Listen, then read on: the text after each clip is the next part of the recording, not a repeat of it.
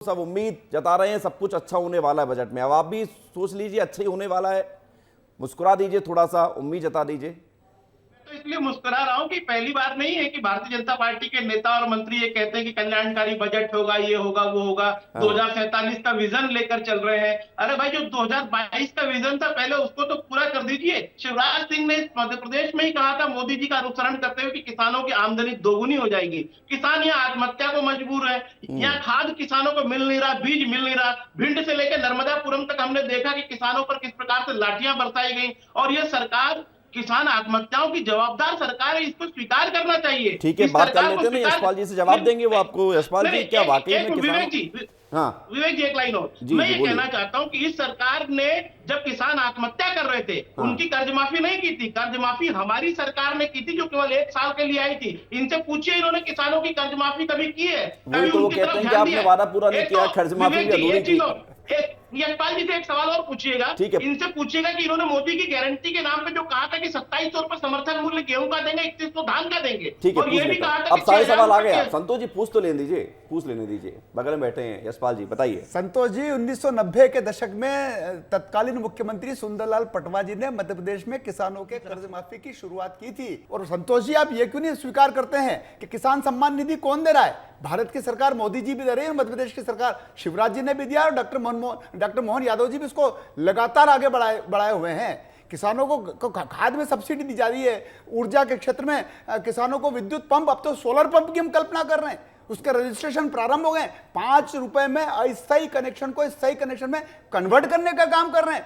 हमने जिस प्रकार से खेती में सिंचाई का रकबा बढ़ाया, मैं जिस क्षेत्र से प्रतिनिधित्व करता हूं गौतम जी, गांधी सागर का उपयोग कांग्रेस के दौर में ना ड्रिंकिंग वाटर में था, पेयजल के क्षेत्र में, और ना सिंचाई की योजना में था। आज हमने प्रधानमंत्री सूक्ष्म सिंचाई योजना के अंतर्गत पूरे मंदसौर जिले में एक एक खेत में किसानों के खेतों में पानी पहुंच जाए, ये संकल्प हम लेते हुए निरंतर आगे बढ़ रहे हैं। ठीक है राहुल जी, एक सवाल मैं आपसे कर रहा हूं छोटा सा, उसके बाद संजीव जी मैं आपके पास आऊंगा। राहुल जी, सवाल मेरा ये है कि किसानों की स्थिति को लेकर हर सरकार बहुत दावे और वादे करती है। किसानों की आत्महत्या का मुद्दा कांग्रेस उठा रही है इसी चर्चा में जिसमें आप और हम सब लोग बैठे हुए हैं। उसके बाद उसका यशपाल जी जवाब दे रहे हैं और बता रहे हैं कि सब कुछ बहुत अच्छी तस्वीर है, सब कुछ चकाचक है, कोई कहीं कोई दिक्कत नहीं है। आपको क्या बताए, आप क्या बताना चाहेंगे? देखिए विवेक जी, मैं सभी राजनीतिक दलों का मैं सम्मान करता हूं, और हम लोग एक किसान हैं, आशावादी सोच वाले समाज से आते हैं। किसान हमेशा देश की चिंता करता है, समाज की चिंता करता है। निश्चित तौर पे योजनाएं सभी सरकार बनाती है, हम मानते हैं, और अच्छे सब प्रयास भी रहता है कि सरकारें चाहती है कि किसानों का भला हो। सब अपना अपना तरीका होता है, कोई कर्ज माफी के माध्यम से, कोई किसानों की आय बढ़ाने के माध्यम से।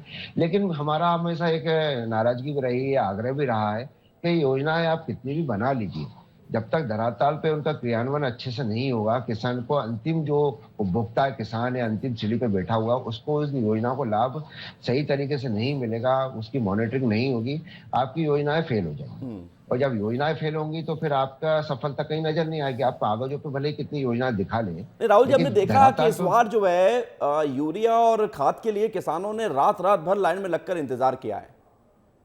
जी जी जी, निश्चित रूप से आप सब जगह, आपने भी पत्रकारों भाइयों के माध्यम से भी खबरें आई, हमारे लोगों ने भी हमें बताया, और सबको दिखाई दे रहा था कि कहीं ना कहीं दिक्कत तो थी।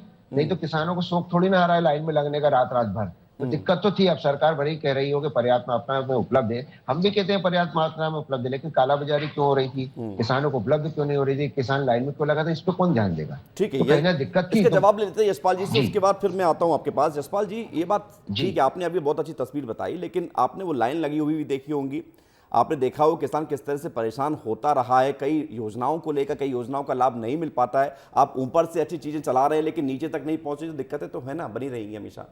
देखिए विवेक जी, जिस प्रकार से सिंचाई का, इरिगेशन का रकबा बढ़ा है, उसी के तारतम्य में अगर खाद की डिमांड भी बढ़ी है तो उसकी आपूर्ति को लेकर के भी सरकार ने उसमें इजाफा किया है। ऐसा नहीं कि हमने कटौता किया है। हमने जिस प्रकार से खाद को किसानों तक पहुंचाने के लिए, अगर आप देखेंगे सोसाइटी वाइज अगर आप अध्ययन करेंगे तो हर सोसाइटी में हमने खाद बढ़ा करके दिया है, घटा करके नहीं दिया है। तो सोसाइटी वालों ने उसको ब्लैक कर दिया? नहीं, ब्लैक नहीं किया। देखिए, कुल मिलाकर के किसानों की आवश्यकताएं थी, उस आवश्यकता की पूर्ति करने के लिए और हमारी सरकार ने निर्णय किया। विवेक जी, हम तो अग्रिम भंडारण की बात करते हैं, बगैर ब्याज के कम कर्जे पर किसान अग्रिम खाद ले सकता है, यह व्यवस्था भी अगर किसी ने सुनिश्चित की है तो भारतीय जनता पार्टी की सरकार ने करी है। जी संजीव जी, और क्या महिलाओं को लेकर खासतौर से हम ये देखते हैं कि मध्य प्रदेश से एक स्कीम शुरू होती है